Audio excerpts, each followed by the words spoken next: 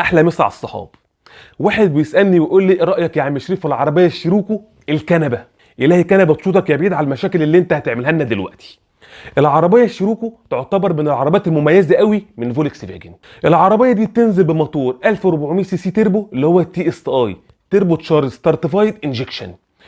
الموتور ده بيطلع 160 حصان و240 نيوتن متر عزم لحد كده 10 على 10.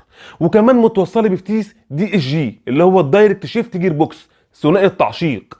اموت انا في التفاصيل وجمال التفاصيل. العربيه دي بالنسبه للناس العواجيز اللي زي حالتي، خلينا متفقين اللي هم الناس الاولد سكول اللي قبل ما يطلع مشوار طويل بيفتح بوز العربيه ويبص على الميه والزيت ويلف حواليها يبص على الكاوتشات عايزه تتزود ولا لا، ومعاه بلوك نوت صغيره كده في العربيه ميعاد الصيانات وميعاد غيارات الزيت، وما بيحطلهاش غير بنزين 95 من البنزينات النظيفه فقط.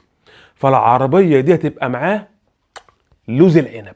اصل هيحتاج اكتر من كده ايه؟ عربيه سبور هاتشباك شكلها ولا اروع، موتور 160 حصان استجابته طلقه مع فتيس نقلته سريعه، فكده الحياه بالنسبه له حماده بالجنزبيل. الحياه جميله قوي. نيجي بقى للشباب الاهوج القرعن، مش الاهوج بس، اللي بيحط رجليه على البنزين ما بيشيلهاش، اللي كل شويه كيك داون كيك داون كيك داون وماسك عصايه الفتيس رايح جاي بيها اكنه رايح بيها الملاهي، ويقعد يشد مع الرايح واللي جاي وما بيحلش حد.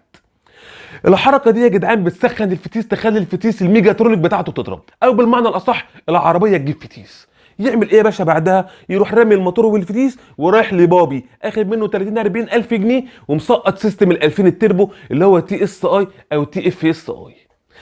وبعد ما سقط الفتيس ده مع الشد والحرق والغيارات الرايحه جايه كتير برضه الموتور ياكل منه زيت. والشباب دول هم اللي لطوا سمعه العربيه، واللي خلاكوا اول ما تسمعوا اسم جولف او الشيروكو تقولوا لا العربيه دي بتجيب فتيس لوحدها. وهي العربيه ما بتجيبش فتيس لوحدها، العربيه بتجيب فتيس من سوء الاستخدام وقله الصيانات.